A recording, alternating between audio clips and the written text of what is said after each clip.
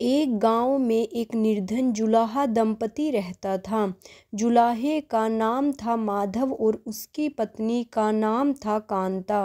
वे दोनों बहुत परिश्रमी थे। सारा दिन काम करते, सुंदर सुंदर कपड़े बनाते, किंतु उनके बने कपड़ों की अच्छी कीमत नहीं मिल पाती थी।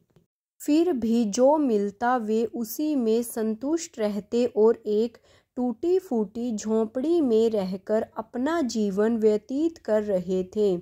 वे बहुत संतोषी स्वभाव के थे। वह दोनों भगवान श्री कृष्ण के अनन्य भक्त थे।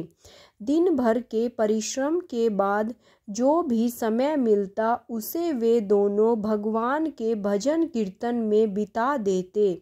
माधव के पास एक तानपुरा और एक खड़ताल थी। जब वह दोनों मिलकर भजन गाते तो माधव तानपुरा बजाता और उसकी पत्नी खड़ताल। फिर तो दोनों भगवान के भजन में ऐसा डूब जाते कि उनको अपनी भूख प्यास की चिंता भी नहीं रहती। उन्होंने अपनी दीनहीन अवस्था के लिए कभी भगवान को कोई उल्हाना नहीं दिया और अपने इसी जीवन में प्रसन्न थे। लेकिन एक दुख उनको सदा सताता रहता कि उनके कोई संतान नहीं थी। इसको लेकर वह सदा चिंतित रहा करते थे। चिंता तो थी, फिर भी दोनों सदा भगवान की भक्ति में मगन रहते। इसको भी उन्होंने भगवान की लीला समझकर स्वीकार कर लिया और निष्काम भाव से श्री कृष्ण भक्ति लीन रहे। जब उनकी आयु अधिक होने लगी तो एक दिन कांता ने माधव से कहा कि हमारी कोई संतान नहीं है। कहते हैं कि संतान के बिना मुक्ति प्राप्त नहीं होती। अब हमारी आयु भी अधिक हो चली है, ना जाने कब बुलावा आ जाए। मरने के बाद हमारी चिता को अग्नि कौन देगा? कौन हमारे लिए तर्पण आदि कार्य करेगा? कैसे हमारी मुक्ति होगी? माधव बोला, तू चिंता मत कर, ठाकुर जी हैं ना, वही सब करेंगे। माधव ने यह बात कह तो दी, किंतु वह भी चिंता में डूब गया। तभी उसके मन में एक विचार आया। वह नगर में गया और श्री कृष्ण के बाल रूप की एक मूर्ति ले आया। घर आकर बोला, अब तुझे चिंता करने की कोई आवश्यकता नहीं है। मैं यह बाल गोपाल लेकर आया हूँ। अब से यही हमारे पुत्र हैं। अगर हम संतानहीन हैं तो यह भी इन्हीं की इच्छा है। हम इनको ही अपने पुत्र के समान प्रेम करेंगे। यही हमारे पुत्र का दायित्व पूरा करेंगे। माधव बोला। माधव की यह बात सुनकर कांता अत्यंत प्रसन्न हुई। उसने बाल गोपाल को लेकर अपने हृदय से लगा लिया और बोली, आप बिल्कुल ठीक कह रहे हैं। आज से यही हमारा लल्ला है। तत्पश्चात दोनों पति पत्नी ने घर का एक कोना साफ कर वहां उनके लिए एक बैठने का स्थान बनाया और एक चौकी लगाकर उस पर बाल गोपाल को विराजित कर दिया। उस दिन से जुलाहा दंपति का नियम हो गया। वह प्रतिदिन बाल गोपाल को स्नान कराते, उनको धुले वस्त्र पहनाते, अपने पुत्र की तरह उनको लाड लडाते, उन्हीं के सामने बैठकर भजन कीर्तन करते और वहीं सो जाते थे। वे दोनों अपने हाथों से बाल गोपाल के लिए सुंदर वस्त्र बनाकर उनको पहनाते, उनको खाना खिलाते, उनको झूला झुलाते और रात को उनको सुलाकर ही स्वयं सोते थे। इन सब में उनको बड़ा आनंद आता। धीरे धीरे दोनों बाल गोपाल को अपनी संतान के समान ही प्रेम करने लगे। बाल कृष्ण अब उनके परिवार का हिस्सा बन गए थे। कांता का नियम था कि वह रोज पहले अपने हाथों से अपने लल्ला को भोजन कराती, तब स्वयं भोजन करती थी। लल्ला को भोजन कराते समय उसको ऐसा ही प्रतीत होता जैसे वह अपने पुत्र को ही भोजन करा रही हो। उन दोनों के निश्चल प्रेम को देखकर करुणा निधान भगवान अत्यंत प्रसन्न हुए और उन्होंने अदृश्य रूप में आकर स्वयं भोजन खाना आरंभ कर दिया। कांता जब प्रेम पूर्वक बाल गोपाल को भोजन कराती तो भगवान को प्रतीत होता मानो वह अपनी माँ के हाथों से भोजन कर रहे हों। उनको कांता के हाथ से प्रेम पूर्वक मिलने वाले हर कोर में माँ का प्रेम प्राप्त होता था। भगवान श्री कृष्ण स्वयं माँ की उस प्रेम लीला के वशीभूत हो गए, किंतु कांता कभी नहीं जान पाई कि स्वयं बाल गोपाल उसके हाथ से भोजन करते हैं। एक दिन कार्य बहुत अधिक होने के कारण कांता बाल गोपाल को भोजन कराना भूल गई। गर्मी का समय था। भरी दोपहर में दोनों पति पत्नी कार्य करते करते थक गए और बिना भोजन किए ही सो गए। उनको सोए हुए कुछ ही देर हुई थी कि उनको एक आवाज़ सुनाई दी, मैया बाबा मुझको भूख लगी है। दोनों हड़बड़ा कर उठ गए। चारों ओर देखा आवाज़ कहाँ से आई, किंतु कुछ दिखाई नहीं दिया। तभी अचानक लीला को याद आया कि आज उसने अपने लल्ला को भोजन नहीं कराया है। वह हड़बड़ा कर उठी और दौड़कर लल्ला के पास पहुंची तो देखा कि बाल गोपाल का मुख कुम्हलाया हुआ है। इतना देखते ही दोनों पति पत्नी वहीं उनके चरणों में गिर पड़े। दोनों की आंखों से आंसुओं की धारा बह निकली।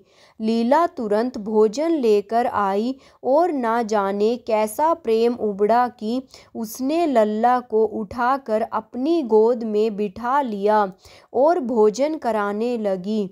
दोनों पति पत्नी रोते जा रहे थे और लल्ला को भोजन कराते जा रहे थे, साथ ही बार बार उनसे अपने द्वारा हुए अपराध के लिए क्षमा मांगते जा रहे थे। ऐसा प्रगाढ़ प्रेम देखकर भगवान अत्यंत द्रवित हुए और अंतर्यामी भगवान श्री हरि साक्षात रूप में प्रकट हो गए। भगवान ने अपने हाथों से अपने रोते हुए माता पिता की आंखों से आंसू पोंछे और बोले, प्रिय भक्त, मैं तुम्हारी भक्ति और प्रेम से अत्यंत प्रसन्न हूँ। तुम जो चाहो वर मांग लो, मैं तुम्हारी प्रत्येक इच्छा पूर्ण करूँगा। इतना सुनते ही दोनों भगवान के चरणों में गिर पड़े और बोले, दया निधान, आप हमसे प्रसन्न हैं और स्वयं हमारे सम्मुख उपस्थित हैं। इसी से हमारा जीवन धन्य हो गया। इससे अधिक हमें और क्या चाहिए? इससे अधिक किसी भी वस्तु का भला क्या महत्व हो सकता है? आपकी कृपा हम पर बनी रहे, बस इतनी कृपा करना। श्री हरि बोले, यदि तुम चाहो तो मैं तुम्हारे जीवन में संतान के अभाव को समाप्त कर तुम्हें एक सुंदर संतान प्रदान करूं। यह सुनते ही माधव और कांता एकदम व्याकुल होकर बोले, नहीं भगवन, हमको संतान नहीं चाहिए। उनका उत्तर सुनकर भगवान ने पूछा, किंतु क्यों? अपने जीवन में संतान की कमी को पूर्ण करने के लिए ही तो तुम मुझको अपने घर लेकर आए थे। यह सुनकर वह दोनों बोले, प्रभु, हमको भय है कि यदि हमको संतान प्राप्त हो गई तो हमारा मोह उस संतान के प्रति बढ़ जाएगा और हम अब की तरह आपकी सेवा नहीं कर पाएंगे। उनका प्रेम और भक्ति से भरा उत्तर सुनकर करुणा निधान भगवान करुणा से भर उठे। उनके विचार सुनकर स्वयं भगवान की आंखों से अश्रु टपक पड़े। वह बोले, हे मैया, हे बाबा, मैं यहाँ आया तो था आपके ऋण को उतारने के लिए, किंतु आपने तो मुझको सदा सदा के लिए अपना ऋणी बना दिया। मैं आपके प्रेम का यह ऋण कभी नहीं उतार पाऊँगा। मैं सदा सदा तुम दोनों का ऋणी रहूँगा। मैं तुम्हारे प्रेम से अत्यंत प्रसन्न हूँ। तुमने अपने निर्मल प्रेम से मुझको भी अपने बंधन में बांध लिया है। मैं तुम्हें वचन देता हूँ कि आज से मैं तुम्हारे पुत्र के रूप में तुम्हारे समस्त कार्य पूर्ण करूँगा। तुम्हें कभी संतान का अभाव नहीं होने दूँगा। तुम ये तो जानते ही हो कि मेरा वचन कभी असत्य नहीं होता। ऐसा कहकर भक्त वत्सल भगवान बाल गोपाल की प्रतिमा में विलीन हो गए। उस दिन से माधव और कांता का जीवन बिल्कुल ही बदल गया। उन्होंने सारा काम धंधा छोड़ दिया और सारा दिन बाल गोपाल के भजन कीर्तन और उनकी सेवा में व्यतीत करने लगे। भजन करते हुए उनको न भूख सताती न प्यास लगती थी। उन्होंने सभी प्रकार की इच्छाओं का पूर्ण रूप से त्याग कर दिया। अब माधव कभी कोई कार्य करता तो केवल अपने बाल गोपाल के लिए सुंदर सुंदर वस्त्र बनाने का। उनके सामने जब भी कोई परेशानी आती, बाल गोपाल ही एक बालक के रूप में उपस्थित हो जाते और उनके समस्त कार्य पूर्ण कर देते।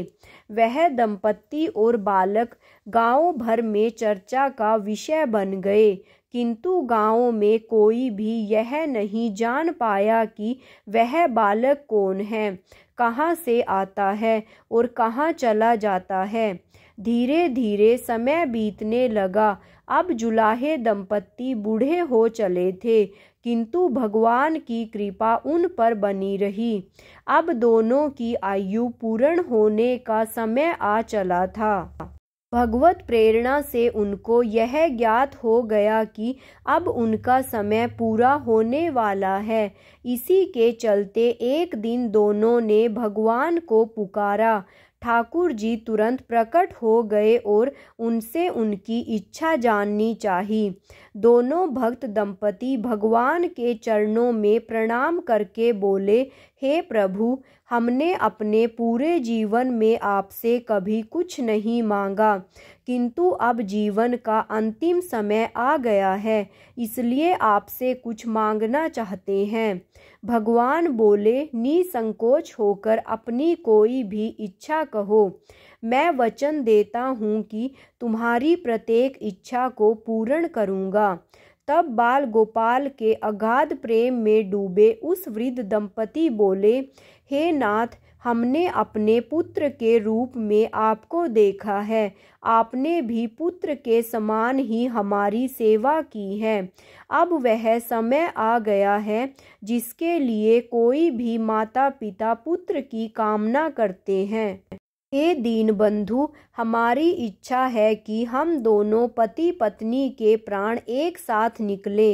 हे दया निधान, जिस प्रकार एक पुत्र अपने माता पिता की अंतिम क्रिया करता है और उनको मुक्ति प्रदान करता है, उसी प्रकार हे परमेश्वर, हमारी अंतिम क्रिया आप अपने हाथों से कर हमें मुक्ति प्रदान करें। श्री हरि ने दोनों को उनकी इच्छा पूर्ण करने का वचन दिया और बाल गोपाल के विग्रह में विलीन हो गए। अंत में वह दिन आ पहुंचा जब प्रत्येक जीव को यह शरीर छोड़ना पड़ता है। दोनों वृद्ध दंपति बीमार पड़ गए। उन दोनों की भक्ति की चर्चा गांव भर में थी, इसलिए गांव के लोग उनका हाल जानने उनकी झोंपड़ी के पास आ गए। किंतु उन दोनों का ध्यान तो श्री हरि में रम चुका था। उनको नहीं पता कि कौन आया है कौन नहीं। तभी अचानक एक चमत्कार हुआ। जुलाहे की झोंपड़ी एक तीव्र और अलौकिक प्रकाश से भर उठी। वहां उपस्थित समस्त लोगों की आंखें बंद हो गई। किसी को कुछ भी दिखाई नहीं पड़ रहा था। कुछ लोग तो झोंपड़ी से बाहर आ गए, कुछ वहीं धरती पर बैठ गए।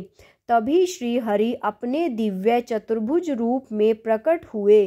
उनकी अप्रीतम शोभा समस्त सृष्टि को आलोकित करने वाली थी, जो वातावरण में एक दिव्य सुगंध भर गई। वे अपनी मंद मंद मुस्कान से अपने उन भक्त माता पिता की ओर देख रहे थे। उनका यह दिव्य रूप देखकर दोनों वृद्ध अत्यंत आनंदित और मंत्रमुग्ध हुए जा रहे थे। अपने दिव्य दर्शनों से दोनों को तृप्त करने के बाद करुणामयी लीलाधारी समस्त सृष्टि के पालनकर्ता श्री हरि वहीं उन दोनों के निकट धरती पर ही उनके सिरहाने बैठ गए। भगवान ने उन दोनों भक्तों का सर अपनी गोद में रख लिया, उनके शीश पर प्रेम पूर्वक अपना हाथ रखा, तत्पश्चात अपने हाथों से उनके नेत्र बंद कर दिए। इतना करते ही तत्काल दोनों के प्राण निकलकर श्री हरि में विलीन हो गए। पंचभूतों से बना शरीर पंचभूतों में विलीन हो गया।